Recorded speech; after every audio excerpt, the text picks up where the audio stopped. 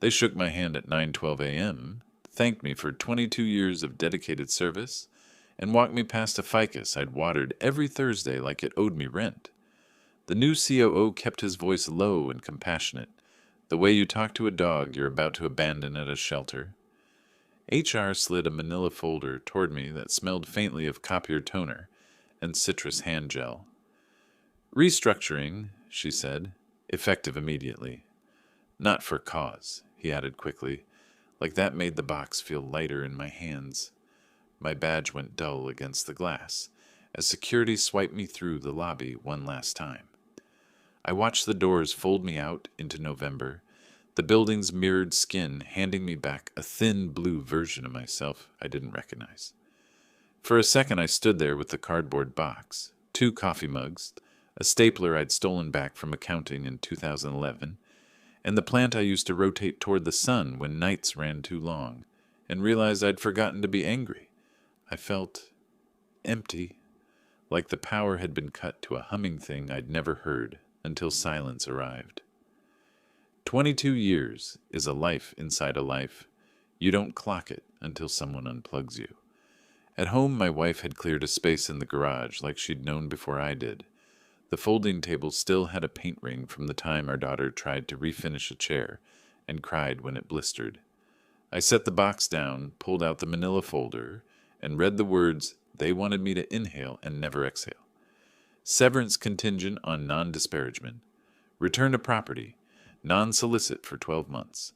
Non-compete for 90 days within a 100-mile radius. It sounded like a curse written by someone with a certificate in curses. I made coffee, black, no sugar, and opened the notebook I'd kept since 2003. I called it the ledger, not money, names, the things that never made the slide decks. 0917, Kitech shipment stranded in Joliet, rerouted at 1:10 a.m., saved their launch. 0204, Meyer Sons, stopped a 6-figure recall with 1 phone call and a pallet jack. 0629, Hollis Foods, 30 hours straight, broke down line 4 and rebuilt it with parts that didn't exist until they did. Beside each entry, a contact and a cell number. People, not logos. If you do ops long enough, you learn what companies forget. Contracts are scaffolding, relationships are the beams. I flipped to the back, where I'd taped bits of truth, like a magpie. Average turn time from order to dock, real, not reported. Failure rates by quarter, ours versus theirs, before and after process improvements. Pictures, dates stamped into concrete, labels that had shifted during a summer heat wave, emails at 3:07 a.m., from vendor reps we kept alive by paying net 15 when everyone else abused net 60. None of it was stolen. It was my work, my hands, my nights. The proof that the machine ran because certain people refused to let it stall. The non-solicit clause itched under my skin. I read it 3 times. I couldn't directly or indirectly induce, solicit, or attempt to persuade any client to end or modify their relationship with my former employer for 12 months. That was fine. I had no interest in poaching. I underlined a line that tasted like fresh air. Nothing herein shall prohibit employee from conducting business with clients who independently initiate contact with employee, provided employee has not solicited such contact. Good. If a fire draws people to light, that's not kidnapping. That's physics. I started with the boring stuff, the stuff that keeps you from drowning when pride and panic try to take turns. I opened a new email address that didn't sound like a midlife crisis. I registered a name nobody would print on a hoodie. Line keep, not sexy, accurate. Lines running, promises kept. I filed the LLC, downloaded a free bookkeeping app, and wrote 1 sentence on a whiteboard I salvaged from my trunk. No shortcuts that spend someone else's sleep. The first call I made wasn't to a client. It was to Marcus, a vendor rep who'd held the door open for me on more nights than I deserved. "I'm out," I said. He swore softly, the way you do at a funeral in the rain. "You okay?" "I will be. Listen, I'm going to put something simple into the world. no minimums. Transparent pricing, we pay on time. We answer phones after 5 like adults. If anyone asks you where I went, you can tell them I'm alive and that I'm not stealing anyone. People will ask, he said. They already are. The rumor mill runs on diesel. I didn't post a manifesto. I put up a one-page site that loaded fast on a bad connection and said exactly what I intended to do. Same-day confirmations, published SLAs, photos with timestamps for every handoff, and an escalation number that went to me, not a queue. I wrote in plain language that we would never bill for expedited processing if the delay was our fault. I added a column that compared industry averages to the targets I was willing to be measured by. If you're going to build trust from zero, you either show your math or you ask for faith you haven't earned. By noon the next day, the COO had found the site. I know because HR forwarded me a friendly reminder about the non-disparagement agreement and the importance of not mischaracterizing your former employer's practices online. I replied with a smile they couldn't see. There is no mention of your company anywhere on my site. My targets are mine. My name is on the failures too. At 2:06 p.m., my phone buzzed with a number I knew by heart and had promised not to dial. Heard you're doing something on your own, the voice said without hello. Hollis Foods. 20 years of handshakes and freezer burns. We can't move our book, he added quickly, almost guilty. Contracts. Politics. You know. But could we buy consulting? Process mapping? You can teach without touching our vendor list, right? I stared at the non-solicit paragraph I'd printed and taped to the wall. Independent initiation. You called me, I said. If you need a map, I sell maps. I built a template in the garage. Sticky notes, string, a camera on a tripod I borrowed from my daughter.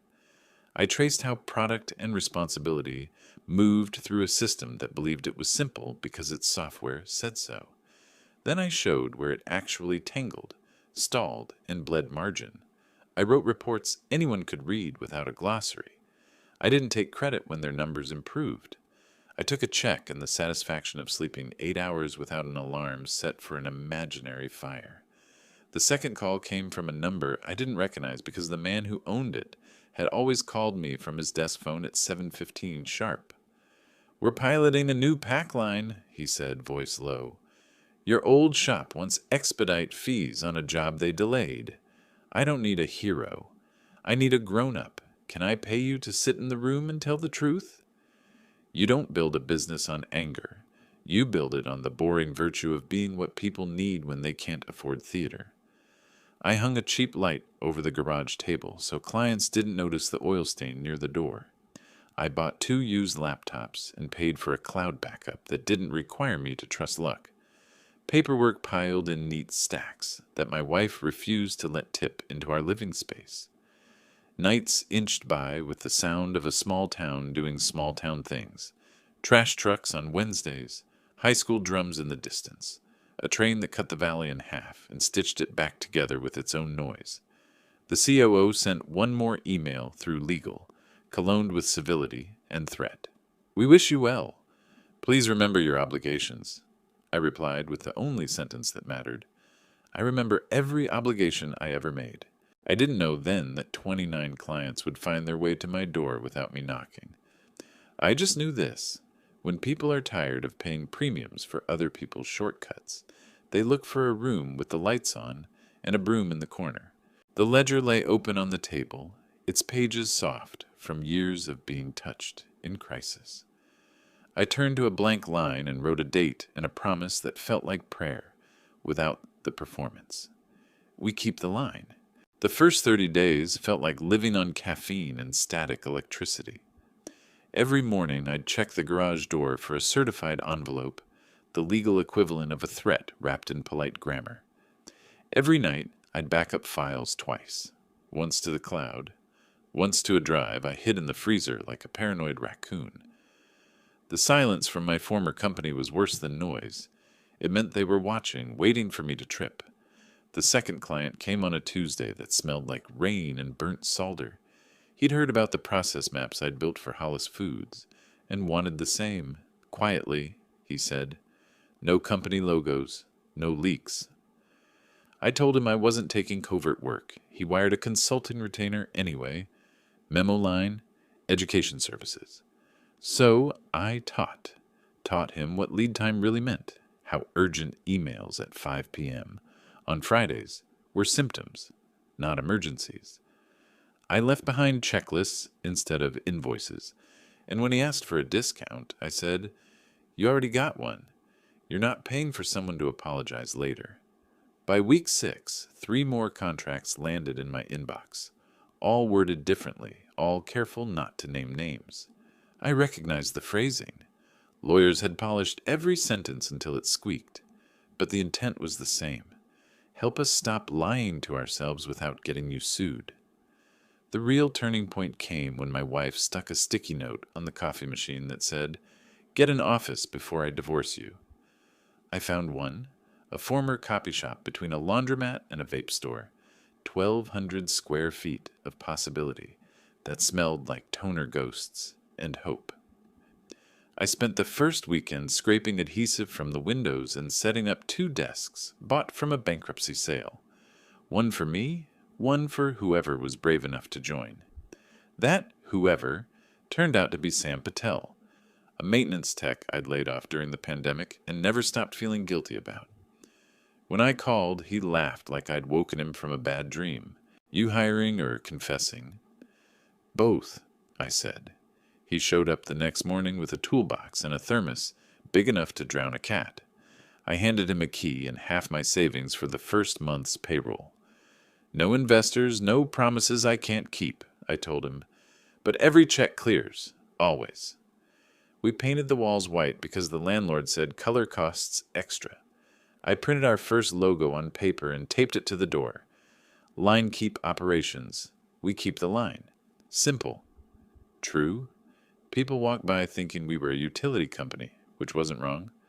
The old firm noticed soon enough. An email arrived from their general counsel. A friendly reminder that any cooperation with line keep could constitute interference. I printed it, pinned it to the corkboard, and wrote across it in red marker, "Do it clean or don't do it." The irony was that I didn't need to chase anyone. The industry itself did the recruiting. A freight manager from Kitech called in frustration. "They doubled our expedite fee again, and half our pallets arrived soaked. You still know people?"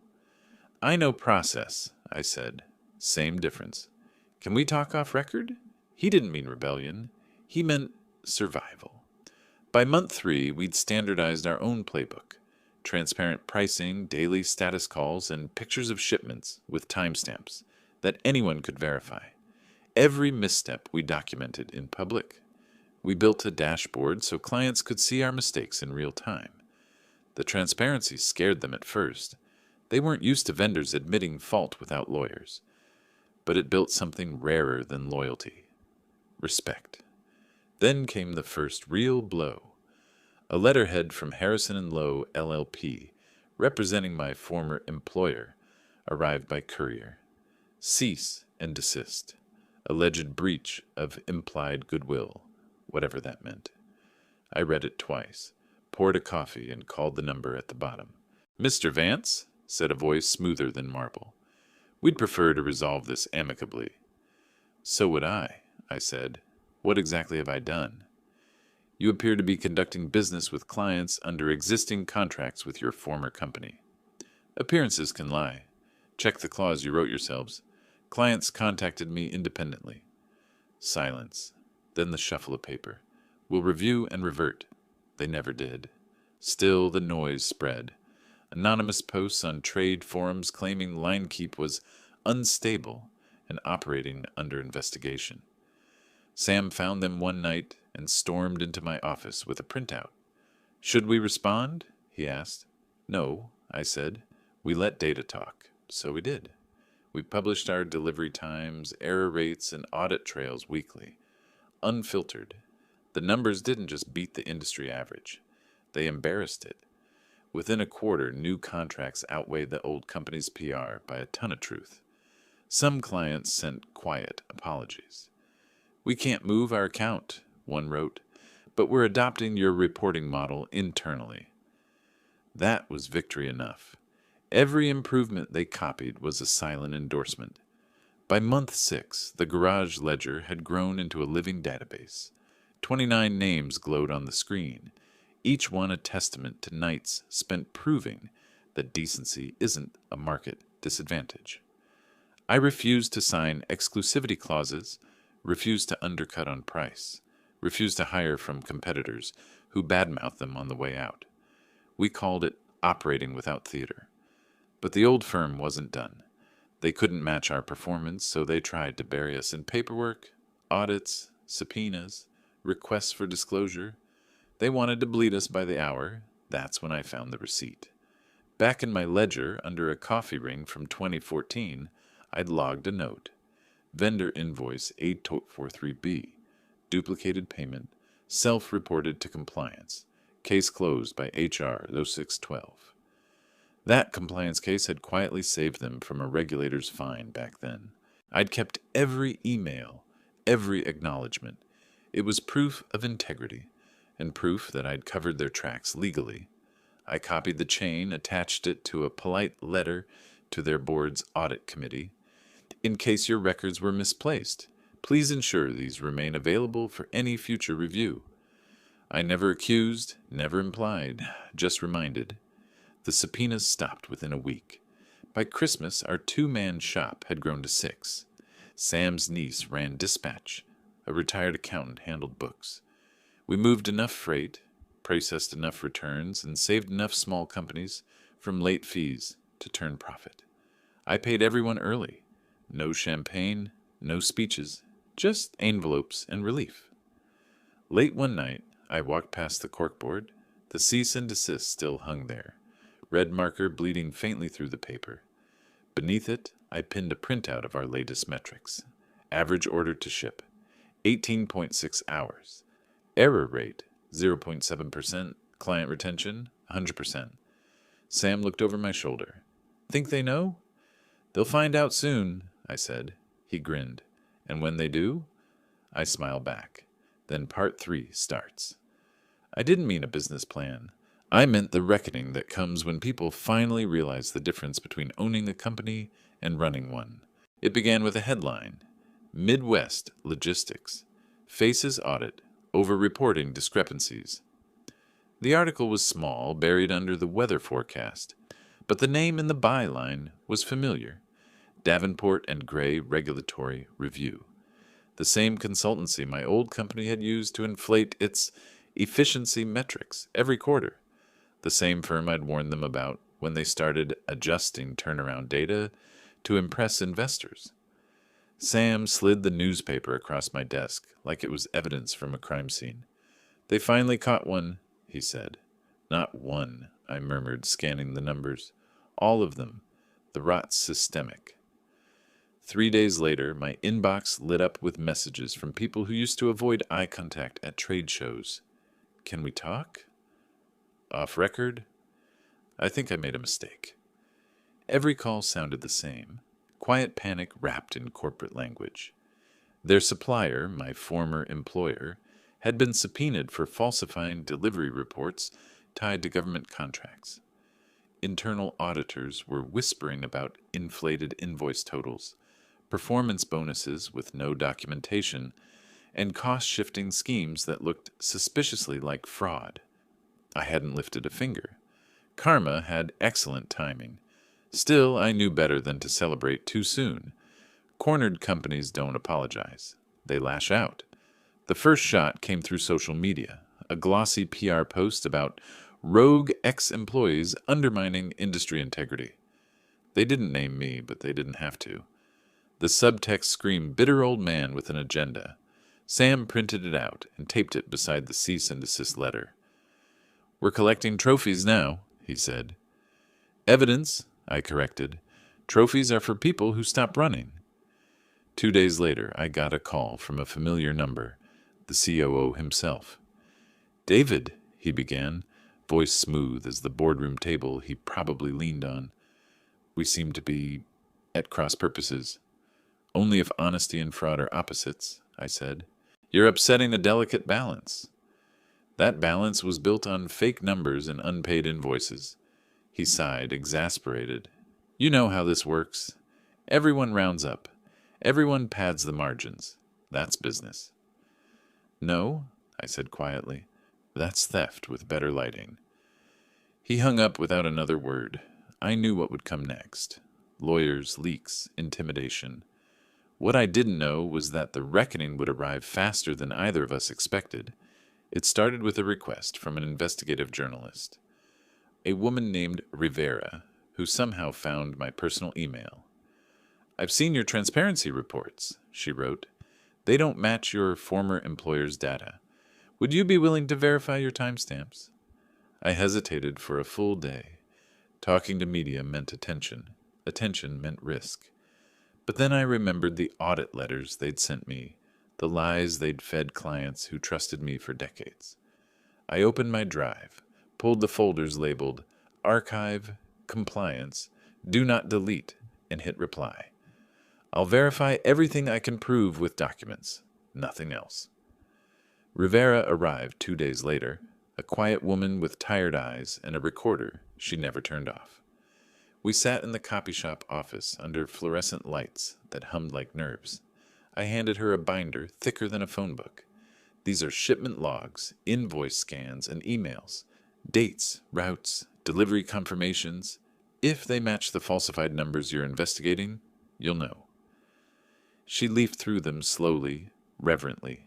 You kept all this? I was an operations manager, I said. Keeping everything was my job. Turns out it still is. She left after 2 hours. I didn't expect to hear back. 2 weeks later, the story broke.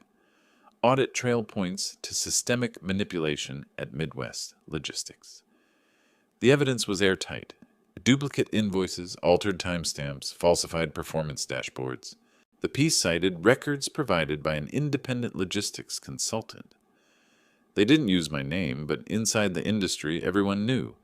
The phone didn't stop ringing for 3 days. Some calls were congratulations, others were desperate damage control. Clients I'd never worked with begged for audits. Vendors asked for partnerships. Competitors wanted strategic alliances. I ignored most of them. Success built too fast smells like gasoline. One spark and you're gone. By month 9, LineKeep had 29 active accounts, each signed voluntarily, each reviewed by independent counsel. We didn't sell trust. We earned it in receipts and timestamps. Our little copy shop office looked like mission control. Screens showing shipment routes, humidity sensors, checklists. Sam ran dispatch like a symphony. The old company, meanwhile, was imploding. The PE firm that owned them started pulling liquidity. Mid-level managers resigned en masse. An anonymous source leaked internal memos admitting to legacy irregularities. Translation, they'd been cooking the books for years. One morning, Sam barged into my office, waving his phone. You've got to see this. It was a video. An investor conference meltdown. The COO, red-faced, sweating under stage lights, trying to spin the audit results as operational misunderstandings. The crowd didn't buy it. Someone shouted, "Wow, what about LineKeep?" The camera caught his jaw, tightened before the feed cut. That was the moment I realized it was over. Not for us. For them. Their reputation had cracked beyond repair. Every lie had a timestamp, and I owned the originals. But revenge wasn't the point. Survival was. Integrity was. So I did what I'd promised myself from day one. I stayed boring. I hired 3 more staff. We upgraded to an actual warehouse, 10,000 square feet with real loading bays. We paid every invoice early, every wage on time. No debt, no games, no champagne. The regulators called next. "Mr. Vance," said a calm voice on the other end, "would you be willing to provide documentation for your audit reports?" "Willing?" I said. "I've had them alphabetized for years." She laughed. "You just made my month." When the dust finally settled, Midwest Logistics sold off its assets for pennies. The COO disappeared to pursue new opportunities. The The PE firm rebranded under a new shell name, pretending the fire had never happened. Rivera's article ended with one line that made me sit down when I read it. Sometimes the cleanest revenge is a ledger that balances itself. I closed the browser, turned off the light, and looked around our new space. The hum of forklifts, the laughter from the dispatch room, the smell of coffee and printer ink. We weren't rich, not yet, but we were alive, steady, solvent. Sam leaned against the doorway, wiping grease from his hands. You ever going to tell people what really happened? No, I said. Let them guess. Why? Because the truth already did the talking. Outside, rain tapped the windows, soft and relentless, like applause meant for someone else. Tomorrow we'd open again at 6 a.m. The lines would keep running, and I would keep the ledger open, not as a weapon, but as proof that decency still pays its bills. 3 years later, their logo still faintly clung to the side of the old glass tower, letters half-peeled like scabs that refused to heal. I drove past it sometimes on my way to the warehouse, not out of nostalgia, more like checking the weather at a place that used to rain. The parking lot was empty now, weeds curling through the asphalt. The security lights still flickered at dusk, programmed by some forgotten timer. That was all that remained of Midwest logistics, a handful of motion sensors and ghosts of 100 conversations about quarterly targets. I parked across the street, engine idling, coffee cooling in the cup holder. From here I could see my reflection in the same mirrored glass that once threw me out into the world, holding a cardboard box. Back then I'd thought the story ended there. Turns out it was just intermission. Sam's voice crackled through the radio clipped to my dash. Morning, boss. You on your way? Yeah, I said, taking one last look at the dead building. Just paying my respects. To who? To the idea that greed always wins. He laughed. A low, tired laugh. The kind that knows too much truth to sound young. The warehouse came into view 20 minutes later. Wide, unglamorous, alive. Trucks queued in quiet order. The air smelled of diesel, cardboard, and bread from the bakery next door. Inside, the hum of forklifts and printers made its own heartbeat. Imperfect, but steady. Linekeep had outgrown the copy shop a year earlier. Now we ran 40 employees, 26 vendors, and a client list that spanned 3 states. Still no investors. Still no marketing budget. Just results, published weekly like a confession we were proud of. Our boardroom was a recycled lunchroom table with coffee rings older than some of our interns. The rule on the wall hadn't changed. We don't chase volume. We chase sleep. Meaning no shortcuts that keep you awake at night. It started as a joke. It became our creed. The audit that destroyed my old company had become case study material. Business schools picked it apart for lessons in governance and transparency. They never mentioned my name, which suited me just fine. I didn't build this to be remembered. I built it to exist. Still, the ghosts occasionally reached out. One morning, an email arrived from a familiar address, advanceharringtonconsults.com, the former COO. David, I'm advising a logistics startup. They're struggling with compliance and morale. Would you consider consulting? I read it twice. There was no apology, no acknowledgement of what he'd done, just a transactional offer, typed by a man who still believed money erased history. I didn't reply. Some silences earn interest. Later that afternoon, Sam caught me staring at the screen. You good? Yeah, I said, closing the laptop. Just deleting spam. That night, we hosted our first annual cookout. No speeches, no trophies, just burgers and folding chairs between loading docks. Someone brought a guitar. Someone else brought their kid. The laughter echoed off metal walls that used to sound empty. Halfway through the evening, one of our dispatchers, Maria, asked how Linekeep started. The younger hires had only heard fragments. The layoff, the garage, the ledger. Was it revenge? She asked. I looked around at the people I trusted. Sam flipping burgers, Tanya chasing her twins near the pallets, the accountant counting soda cans for recycling refunds, I thought about what revenge used to taste like, metal and adrenaline, and how different this felt now. No, I said. It was repair. I fixed something they broke. She nodded slowly, like she understood. Maybe she did. Most of us here had been broken by someone else's spreadsheet once. When the night ended, I stayed behind, sitting on a crate beneath the single light that hummed against moths. The ledger lay open on my lap, same battered notebook from all those years ago. I flipped past pages of names, some crossed out, some circled, all earned. The ink had faded, but not the reason I wrote them. I added one last line, 0907. We kept the line, still running. The following week, I got a call from Rivera, the journalist who'd helped expose everything. She was writing a follow-up piece about post-scandal recoveries. I'm looking for closure, she said. How does it feel to outlive them? I thought for a moment, watching sunlight crawl across the stacks of shipping labels. It doesn't feel like outliving, I said. It feels like staying. Staying? Yeah. Everyone runs. Investors, managers, fair weather friends. They run when things burn. I stayed, that's all. She chuckled softly. Maybe that's what surviving is, just refusing to leave. Her article came out a month later, buried in the business section, no photos, no dramatics. One paragraph stood out. In an industry obsessed with scale, line keeps quiet endurance, might be the loudest statement of all. I clipped that line, taped it next to the old cease and desist letter.